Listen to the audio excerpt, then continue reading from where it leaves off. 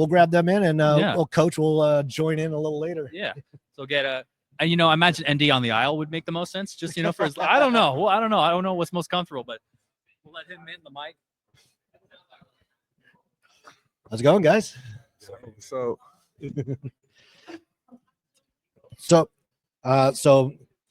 we were talking a little earlier about how this almost feels like the first day of school. Like you get to see everybody, everyone kind of like juiced for the season to start. Like how coming to this, like getting ready for the season, is that kind of the feeling for you, or like what's the excitement level that you guys have?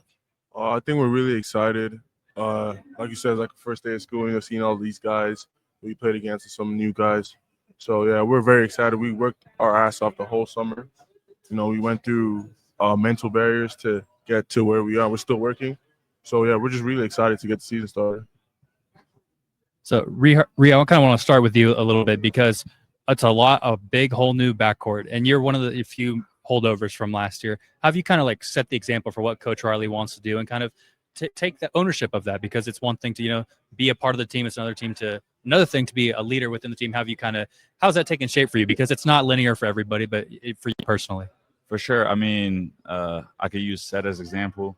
He's an NBA now, so I had a lot of time to learn from him, how he operates with the team, but just letting those guys know what the culture is, how we practice, how we play, what the coach's expectations are. So I think summer was a big thing for us, where we introduced a lot of new things to guys, how we play offense, how to play defense. So just spending time together with the guys and just teaching them new things of how we play and how coach expect us to play. So just those little details, I think that was like the biggest thing for us. I'd be remiss if I didn't ask, did you guys get to see Cedric's debut last night? Yeah, we watched the whole game. We seen him catch a lob from Jalen too, so that was pretty awesome. So it's just cool to see your teammates being NBA and just we were just playing with him last year, and now he's playing at the highest level, so it's cool to see that. Yeah, and for those at home who aren't aware, Cedric Coward now on the Memphis Grizzlies had some clutch minutes yesterday, some clutch plays within that. ND, I kind of want to turn it to you real quick. I covered you when you were at Cal with Red for California. How would you say your game has changed from then to your first year on the Blues and now to now? I think my years at Cal, basketball-wise and like IQ-wise, I wasn't really up there.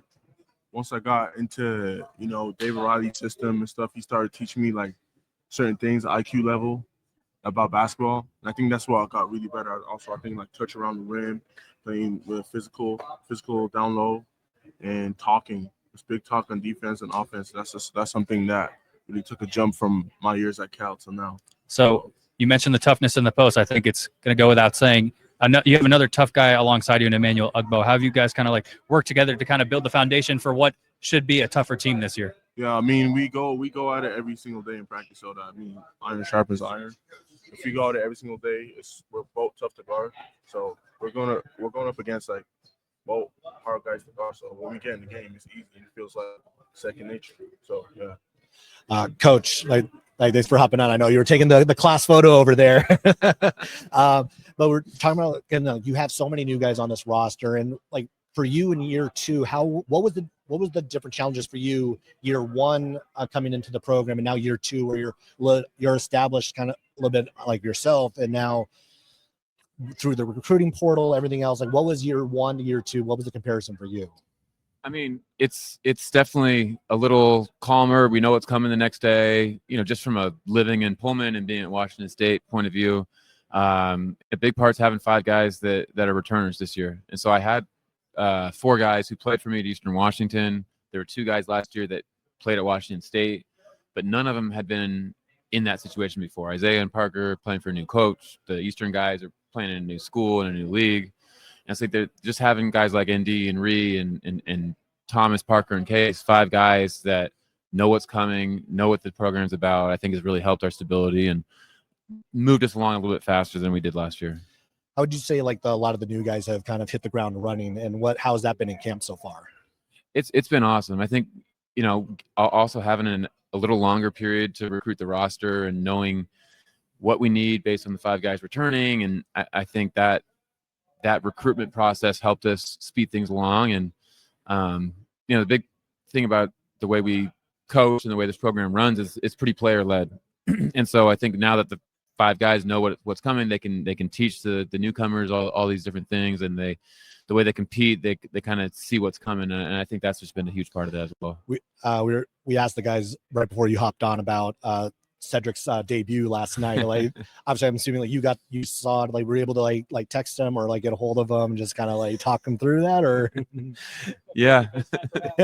I got to FaceTime with his dad during the game, and I was trying to figure out how to stream the game last night, so I missed his first bucket. but got to watch the whole thing. It's so cool to see him playing well, playing confident, like going vertical with Zion Williamson. It's crazy to see some of those plays. So I sent him a little random picture I saw on Twitter.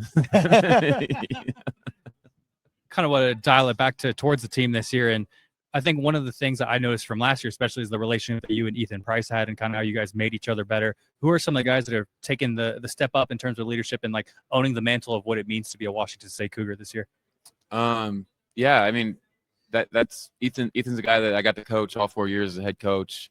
And those guys all played for me for multiple years. And so there's a really close bond with those guys. And I mean, you're looking at 2 of the guys that have really stepped up here this season, where they've been talking to the new guys, they've been showing them the ropes, they've been obviously playing a lot better because they're more comfortable.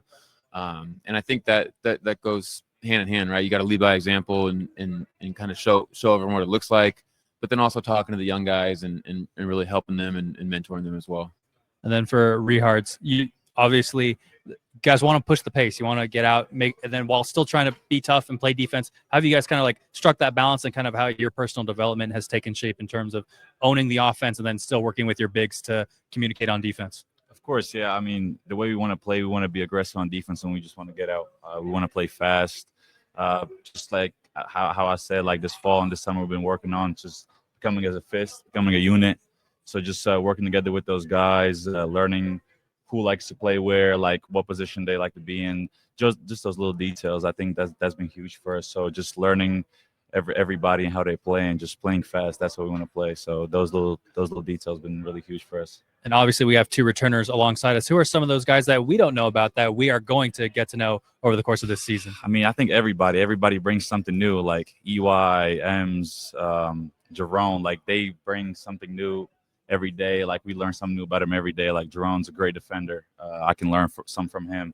EY and Ems, they see a game differently. Like they've been battling D every single day. So everybody has something new to bring in. And I think that's what's like becoming the fist is like. We just coming up unit, we gelling together. So everybody's gonna bring something new. It's gonna be exciting. And I guess like thinking about, again, like we're talking about like just learning, being in the system, getting more comfortable in it. Like as you start to kind of like get more comfort into that, how has it been maybe easier for the 2 of you in year 2 going through everything and teaching it to the newer guys? I mean, for me, it's I finally can have an off season. I had to battle a lot of injuries last year, so just being out there on the court and just feeling the game out, it's just way different for me. Like, just getting extra reps in, having that extra workout. I just feel way more fluid. Like I don't feel like I have to second guess myself, and just working on extra things. Just not being a shooter, getting downhill, reading the game, all those little details. I think that's been really huge for me. Well, I think I was thinking about something I saw on social over the summer of like, obviously like said, keeping contact with Cedric, Jalen comes back, like Klay Thompson coming back to campus, and just talking about like that experience, just having him be involved in the program still, and what it's like to just have him, obviously like an NBA champion, future Hall of Famer, pop in. Yeah, it was just cool to see how he plays, how he sees the game. Like, you think that if an NBA player comes back to his college, he will want to be flashy and stuff, use all the moves, but he just kept it so simple. Like, he just plays how he does in the NBA, like all the pump fakes, staying squared against the basket. Like, it was just cool to see those little details and how he approaches the game and just learn little details from him. That was really cool. ND, obviously a lot of what has been preached from Coach Riley over the back half of the season and into the offseason is about toughness. Where do you feel like you guys have grown the most in that department, and knowing that obviously on any given night, anybody can beat anybody in this league?